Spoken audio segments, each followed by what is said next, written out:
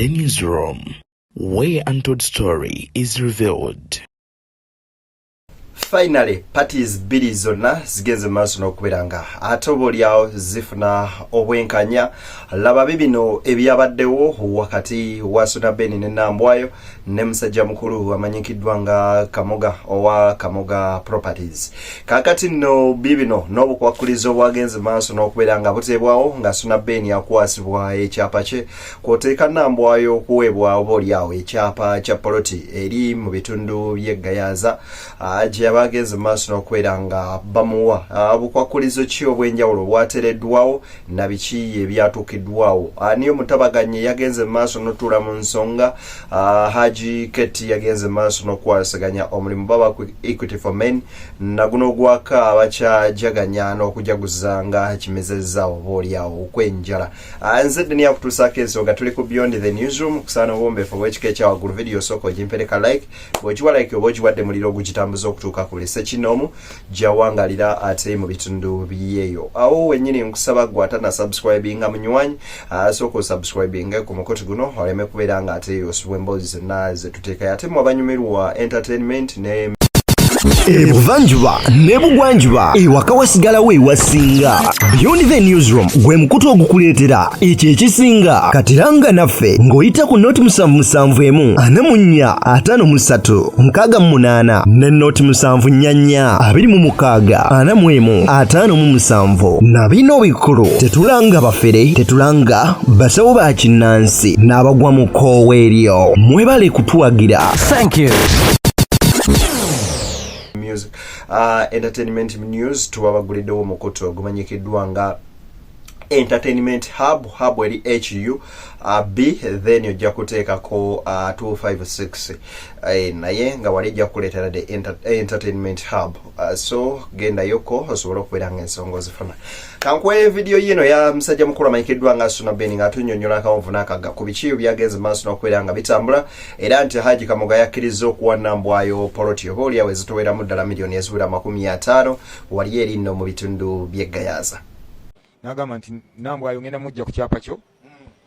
ye muwe ekyapa nze Kamoga era mwami Kamoga n'akwata ekyapa kiri ku Gayaza Road n'akiwa Nambwayo n'amugamba nti nno saagala oviiremu awo n'amugamba nti nno jangu osayininge wano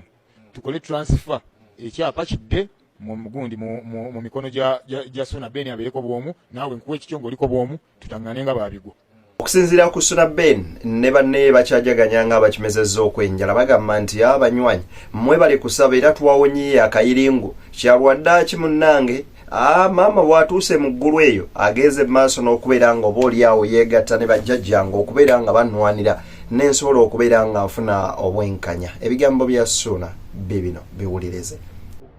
Paka olunaku olwasembayo bwe nagikubira ku keesi ya nnyabo ne mugamba maama nkusiibula ogenda naye nze gw'olaba wano eno nsigadde njeera. Abantu ne beegattako ne banneegattako mu nsonga eyo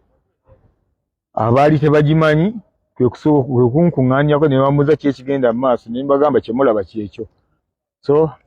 Haji Keti naye awo we yagidde n'atutabaganya ne mwami Kamoga bulijjo gwe njogerako ne ŋŋamba nti oyo ye Kamala byonna era nga bw'olaba bino bulijjo bye mulaba ebyo bye tulyaŋŋana Nambwayo biki bulijjo biri mayina olina kutunuulira gye byasibuka. So ne ŋŋamba nti Haji ono ye muntu omutuufu era Haji Keti. Olunaku olw'eggulo lwakedde ng'olunaku olulala so ng'ate lwe lwabadde olunaku olw'okuzza akamwenyumwenyu ku bantu baneeno bombiriri okuli Suna Ben kwoteeka Nambwayo nga bano nno bagenze okuvaawo nga Haji Keti yagenze maaso n'obbatuuza ne musajja mukulu amanyikiddwa nga Haji Kamoga wano nno we bateesereza ne bagamba nti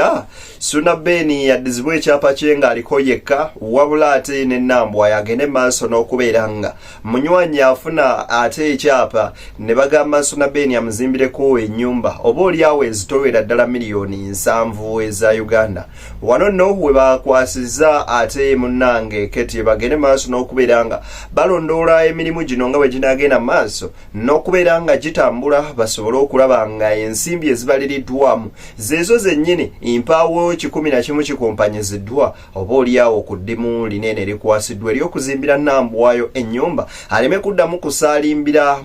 omunju oba mu luggya lwa Suna Ben. Ate munnange ku kalinaye ebadde boogeza ebiwanvu nga bwe biri nkwankwe ku mbeera eno ate yogere maaso n'okulaba butya ensonga zino bwe zagenze maaso n'okubeera nga ate zitambula. Suna Ben mukama yange mbebaza olunaku lwa yafaayo nnyo okubeera nti nno tutudde wamu ffenna ekibadde nekisandikasandika bibadde ebigambo by'amaanyi mafumu nga mangi nnyo nga buli omu ali wuwe yasirikidde Haji ng'ali yayimirira mu nsonda eri n'asirika n'alaba bulabi n'enyimirira eri nange n'entondo walira eyo n'oli naye n'adde buli omu nga jakoolera Mukama biwedde bitya wabula mu bufunze twebaza Haji Kavumaki azze n'ayimirirawo ng'empagi n'atusikanga magnet ffenna entwegatta ensonga lwaki tuli wano olunaku olwaleero ensonga zino ziwedde bulungi nnyo. Haji Kamoga ensonga zitawuluza bulungi kiwedde kitakusaidiyo akutte ekyapa kya Suna Ben n'akimuwa nga kiri mu mannya ge ne bw'okomaawo ekinaba n'abiraba enkya Nambwayo banna gwe ki essanyu ndaba likungu biki ki okay ono ebyo tunabiraba Haji ensonga ziwedde bulungi ebibadde byogera byonna ebadde bikiŋŋana bituka ku mmeeza bimaliriza obutandika mu ofiisi ebyoge mu ofiisi sure kana abantu baagala nnyo okukamanya mukulu sembe zeeno kamera bamulabe bulungi omukulu ono kano kabagambe wamma akayiringo wali ogamba Nambwa nze wali ogamba yekeekaki ugambe kinze seguya ekigambo ekirala kyali ki ntono olukanya nakyo ki akyali mu luyimba lwa Gerald Kiweewa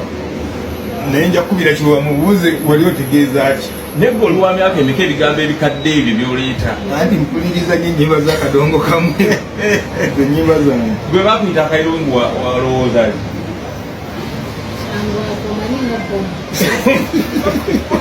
nga bomu kyalinga bomu era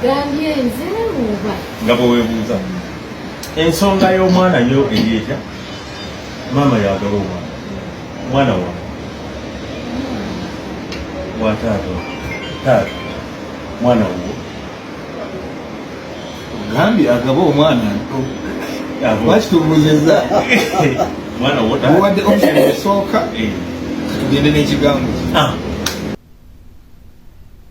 ebigambo biwanvu era bingi ebisongovu ebibadde bigenda maaso n'okubeera nga munnange biwanyisiganyizibwa masekkati gaabwe nga Nambwa yayogera bino nga ne Suna Ben yayogera bino ebyaleetedde n'okujjayo ate oba oliawo eby'omwana ng'agambibwa mbu si wa Suna Ben ng'ate DNA forms results bwe zaakomyewo nga munywanyi ensigo ya Suna Ben yeyo yennyini eri mu mwana eyazaalwa Nambwayo nga bagamba nti mu butuufu omwana we naye bwakeredde ne bibanga ate bikyuka mu mbeera ate eyefaananyirizaako bweti. Njagala nkuwa ebigambo bino bya musajja mukulu Suna Ben ate tugende mu maaso n'okubeera nga tubiwuliriza kw'oteeka Nambwayo Mary Maria. anti oyinza ogamba mbu waliwo esituubi mbu waliwo ebikyasibyesibye tewali kikyasiby amakulu kyawedde kana yakudiziddwa kogera zimbiro linnyumba ye mu 50 million polot. waawo kakati ani yaleese ekirowoozo kino wakubidde nnyo omulanga oba ddala baali babikumpanya nga bwe wali watugamba? ensonga nga bwe mbadde njogera nga omulanga ngukuba ng'olekeza wa Muzeeyi Kamoga era yabadde alina okubimaliriza wabula mwami Kavuma Keti bwe yabiraba ne bimukwatako n'abiyingiramu wakati awo kubanga nze twali tutuse mu kiseera nga nsobola nga Kamoga ali eri nange ndi eno noona ali eri buli omu ng'ali bibi kati nga buli omu talina nga basobola kusemwongere kulanga emundu ekokozi yetokota kakati Kavuma najja n'ayimirirawo nga mediator yaleese buli kimu okubeera nga kiggwa kitegeeza kati mwami Kamoga afuuse azzeemu okubeera muzeeyi nga bwe yali olwasooka talina buzibu kakati akutte ekyapa n'akiwa Nambwayo kiri ku Gayaza Road mu mbeera ya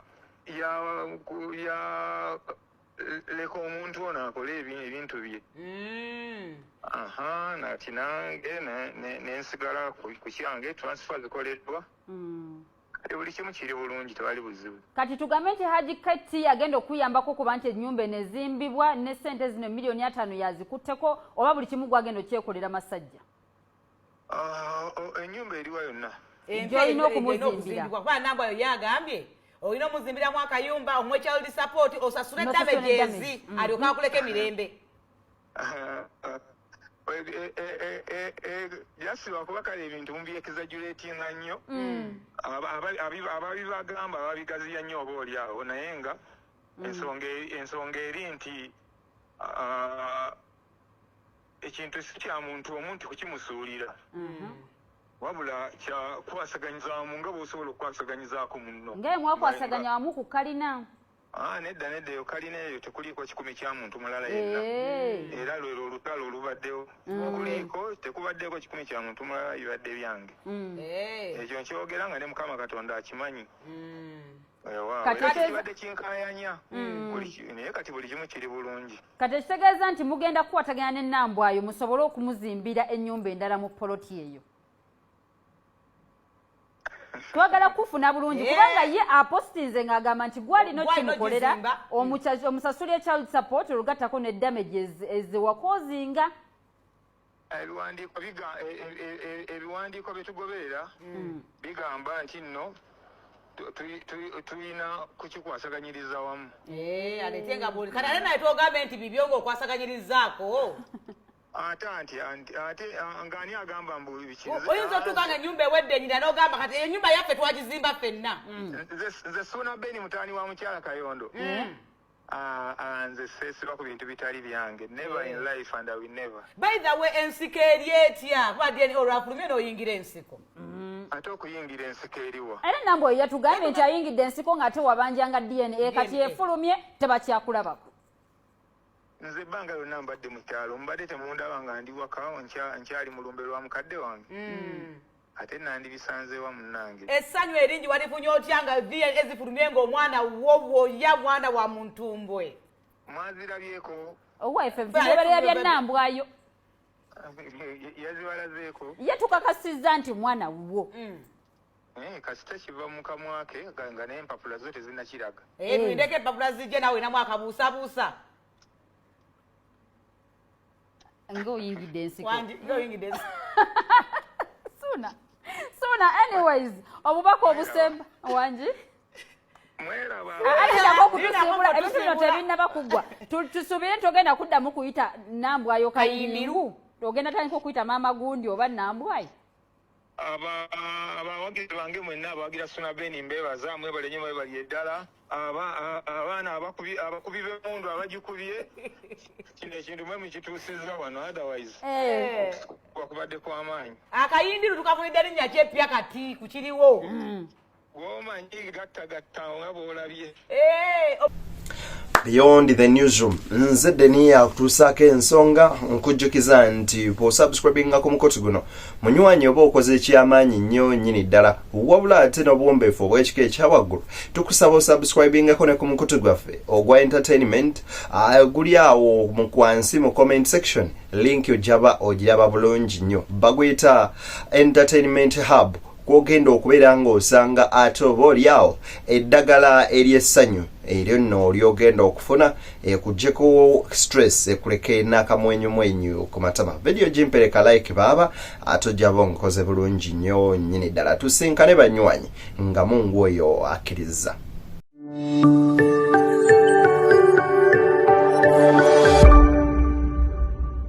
Beyond The Newsroom, where untold story is revealed.